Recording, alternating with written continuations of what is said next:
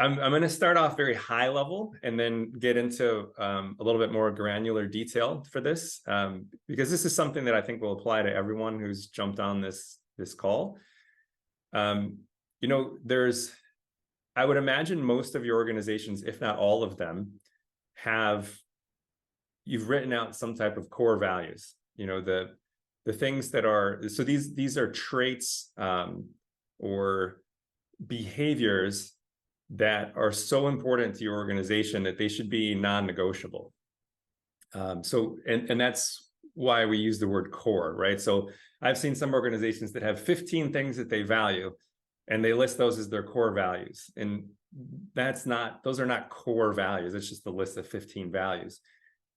Core values are the things that are just so essential to the functioning of your organization that they're non-negotiable. So you would hire people based on these values. You would let people go based on these values.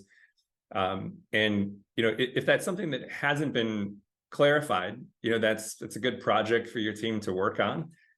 If it's something that is already clarified, you know, if you've already written out clearly articulated core values, it's very helpful.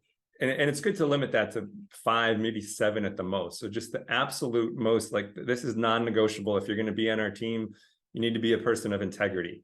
You need to be committed to excellence. Whatever your values are, it's good to have kind of a quick bullet that explains the value. And then it's also good to have measurable behaviors under each of those values. So, you know, for instance, let's just use the word integrity. I would imagine almost every organization, if you look at their core values, they list integrity as a core value, right? Well, what does that mean? I mean, if you ask 50 people, what is core values? What does integrity mean? You might get 30 or 40 different answers. So what's very helpful is to articulate that and what are measurable behaviors that are binary. So it's either somebody's doing it or they're not. So like in our companies, for instance, the way that we define integrity, there's 3 components to it. I do what I say I'm going to do.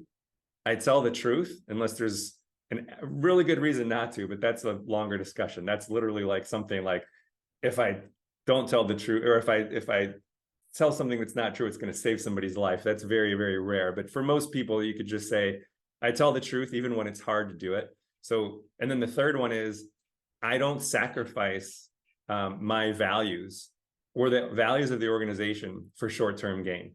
So those to me are the 3 components of integrity. You're telling the truth, you do what you say you're going to do. If you say you're going to be at a meeting at 5 o'clock, you show up at 5 o'clock or a few minutes early. And you know, if you've said that there's something that you value, you do your best to live in accordance with that value. That's living with integrity, right? So the idea is, you know, I would guess that somewhere in your values, even if it hasn't been articulated yet, you know, there's probably some value in like being a team player, being collaborative. And, you know, these are things where if you've got somebody on your team that is not living these values, that needs to be addressed as quickly as possible, particularly if it's undermining the performance of the rest of the team. Now, if it's in a sales situation, this happens a lot. Your team may be a revenue generating sales team. It's hard, especially if these people are high performers and they're bringing in lots of sales. But there are countless examples of organizations, teams that have realized, wow, yeah, this person's a top performer, but when they finally got rid of that person, the team performance actually went up. So even though you lose like a top performer, the rest of the team does better because they don't have a toxic person poisoning the well. So I'm not saying you have to get rid of this person, but what I'm saying is it has to be addressed very quickly, because every day that it goes by that it's not addressed, the morale of the team is going down. So that's part one. It's very important to be clear on what your team values, what your organization values, and you cannot let people come to work every day who are not living those values, yourself included. As leaders, we need to be living examples of those values. And there's, if you haven't got to that part of the training, there's a few trainings on that in the People Thriver program, but we can address a little bit now. So that's kind of the high level approach, right? Is we have to be committed to holding people accountable to not just work performance, like what they do, but also how they do it. Right? So those expectations need to be made very clear, and people need to be held accountable, because every day that somebody comes to work who's not living those values, you're telling everyone else on the team that, we're not really that serious about it. It's just some piece of paper we put up on a wall. And so then no one takes it seriously. And then, once you start really, living these values, and you're holding people accountable to them, you can even be hiring based on these values, and should be hiring, doing behavioral interviews, asking people to give real life examples of when they lived a value that is core to your organization. So that's the high level approach here. Now, in a more granular situation, what do you do with this person now, right? So how do you address this person who's disruptive to the team, not living the values? And this is a great opportunity for you to start serving as a coach, and helping this person build self-awareness. It's possible that they're not aware of how their actions are creating toxicity on the team. So this is where the value of one-to-ones, which I know you all just started the program, so you haven't gotten into one-to-ones and coaching yet. But this is the value of having regular one-to-ones. And in this situation, this needs to happen before your next one-to-one, if you've got one scheduled. I mean, I would highly recommend addressing the situation very quickly. But have it be a true coaching call where your job is to kind of ask this person, what they're noticing. What you ask them about the most recent meeting. Like, so how do you think the last meeting went? Get their thoughts on it. What did you notice after you said blank? And there's a good chance that if you ask your questions skillfully, this person will acknowledge that they did something that was inappropriate, or that they could see it had a negative impact on the team. And you don't have to tell them. Now, there's also a chance that they lack that self-awareness, and you'll have to say, well, there's one thing I noticed when you did this. These were the results. People were demotivated. They felt embarrassed, whatever the case may be. And so this is where, having this kind of like this coaching mindset and communicating in a way that's not aggressive, but assertive. We try to just be very factual, which is, this is what I noticed. You said this, right? And the person's, unless they are just totally lacking self-awareness, they're not going to disagree with the fact that they said whatever it is that they said. And then you can note, you can point out, this is what I noticed. This is how I felt. This is how other people felt. And then you can just kind of stop for a second and see how the person replies. I mean, they might feel really bad. They might have not realized that they did that. And then that might be an indication that that person's not necessarily a poor values fit. They just need coaching on developing self-awareness and social skills. But it might be they don't feel bad at all. And then that might be, something where then you need to move to the next step, which is saying, like, look, this isn't acceptable behavior. We've been happy with your performance up to this point, but we can't allow something like this to continue. So are you willing to work on getting better in this area? And if they say yes, then let's come up with a plan for how you're going to get better in this area. And I want to help you get there. Now, if it's something that's not so serious, I always like to use the pull approach instead of the push approach. So instead of saying like, hey, this isn't acceptable, we try to understand, where does that person want to get? So maybe this person is a junior salesperson, but they want to be a COO one day, or they want to be a VP of sales, or they want to be an account executive instead of an SDR, or whatever their move is. Maybe they want to move on to another organization to do something entirely different. If we're truly serving as coaches, our job should be to help them get there. And so if we understand what somebody wants, what their goals are, then we can tailor what we're going to say to help them reach their goals. So if a person says, I want to be a leader of a team. In fact, I want to be an executive. I want to be a leader of leaders. And you can say, great. So what do you think? Where do you think you need to grow in order to do that, in order to be a leader or a leader of leaders? They'll probably tell you, well, I need to get better at, not creating a toxic environment. But if not, I mean, that's that's something you can certainly guide them with. Well, look, effective leaders do the A, B, and C. And these are areas where I think you have room to grow. I would love to help you get there. Let's develop a plan for how we can help you get there. And then, if you see that person's not doing the work, not taking the action needed to grow in that area, well, then that might be grounds for dismissal, that you might need to help them find another team to play on. Now, again, if this is a person you really want to keep, they're otherwise good performers, and this is a one-time thing or a two-time thing. You definitely don't want it to become anything more than once or twice. Then it's they're just not living the values, and they're not a good fit. So you have to help them live in accordance with the values.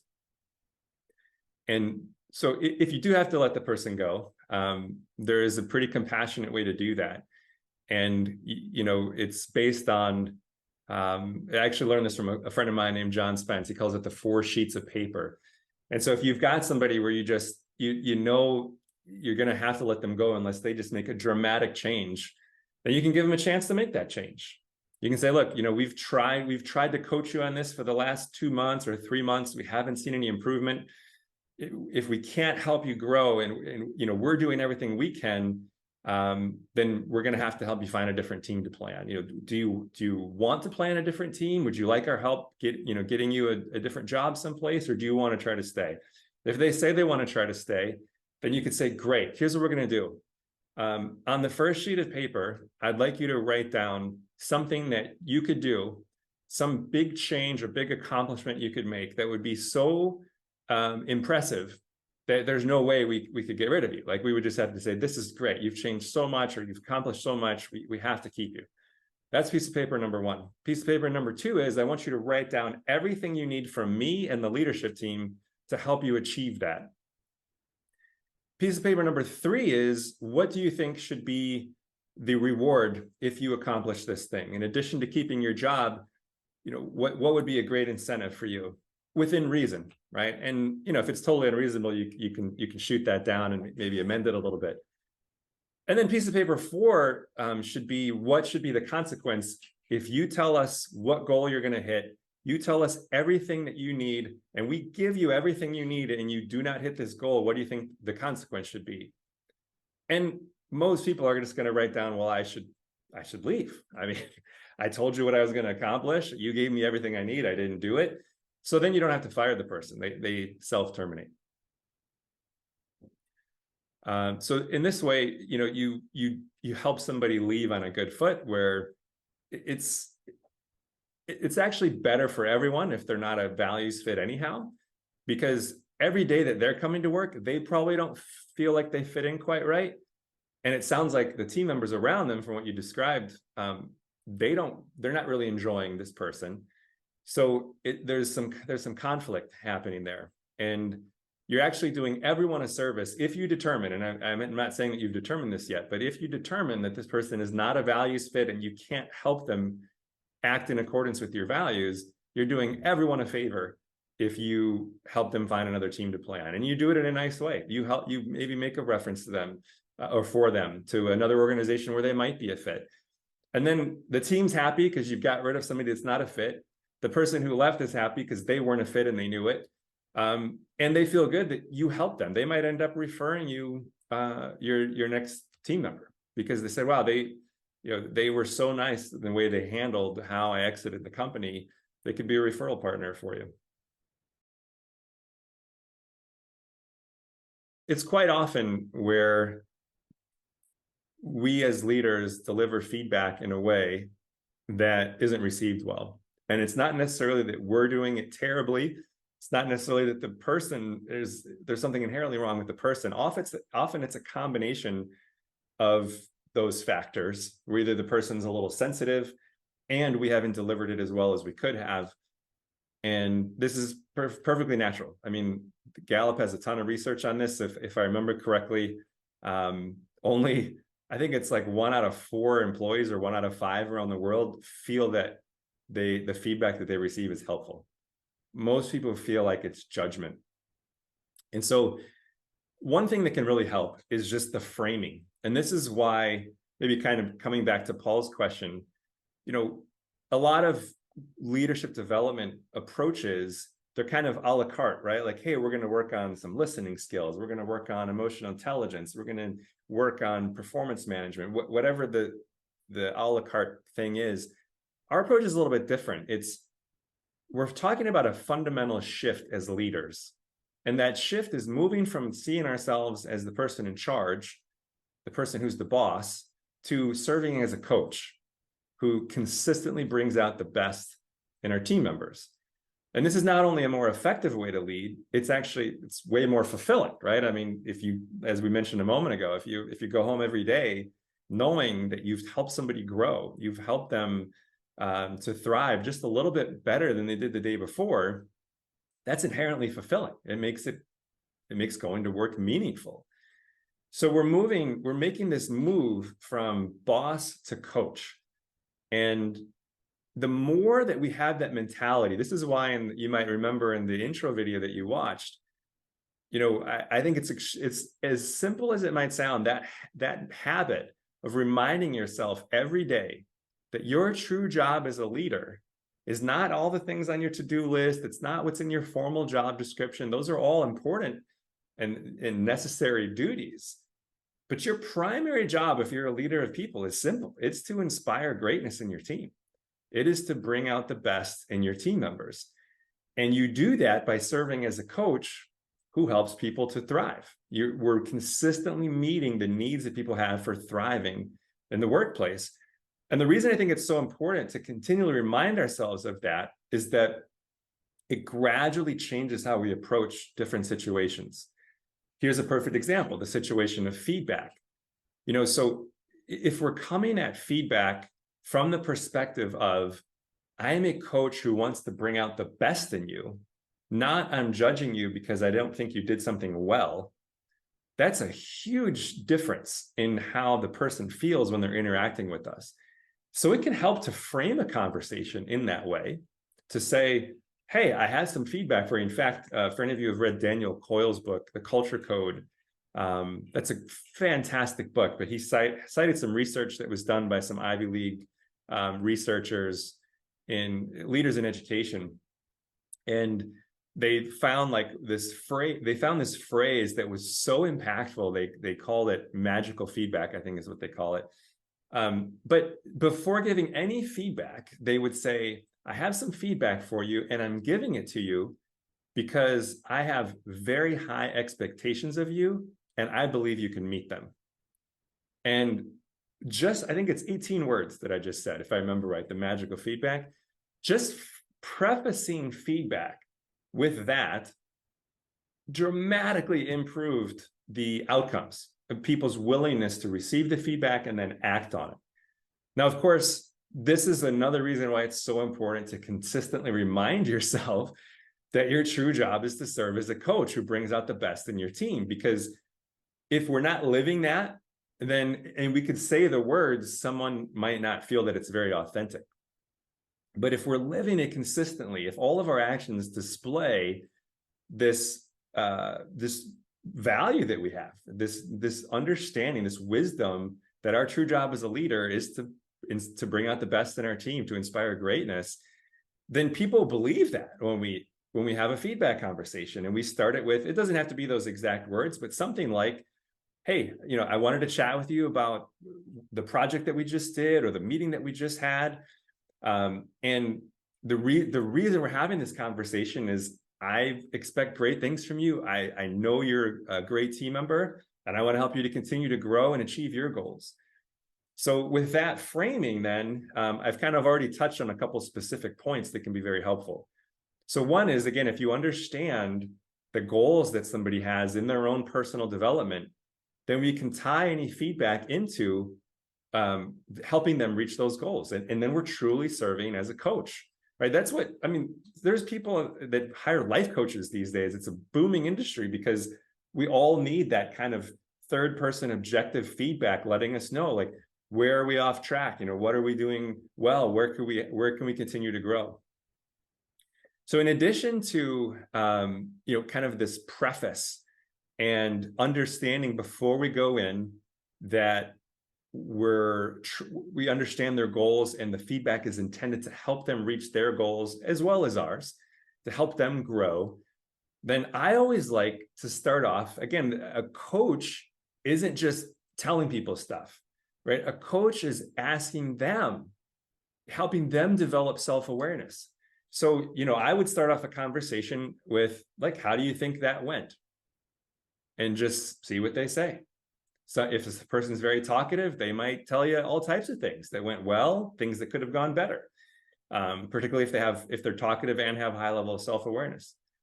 If they don't, you can ask, what do you think went really well? And if you agree, you can, start off with that. I agree. This area went really well, and I really appreciate the fact that you did this, that, and the other thing. And then you could ask them, what areas do you think could have gone better? And let them tell you. And in most cases, if you really ask, especially, let's say they don't come up with something immediately, you could say, oh, well, how do you think this part of it went? The part that you don't think went well. And they say, oh yeah, that part, I could have maybe done that a little better. Okay, tell me more. What do you think you could have done better? How do you think you would do it differently in the future? Now what's happening is the person's developing a very important skill of self-awareness, and you're coaching them through it, but also you're not telling them what they did that wasn't satisfactory or where they need to grow. They're telling you. And so that really strengthens now the words that you said at the beginning, like, hey, I want to serve as a coach who helps you be the best that you can be and reach your goals. That comes to life, where you're not just telling them all the things that they didn't do correctly that you want to see done better. They're telling you. So those are the main points that I would offer to start framing coaching framing feedback as coaching, and then actually serve as a coach by do as little talking as you can and asking the most questions that you can to draw out, help that person learn for themselves how to have the self-awareness to go back and analyze the situation and see where they have room to grow.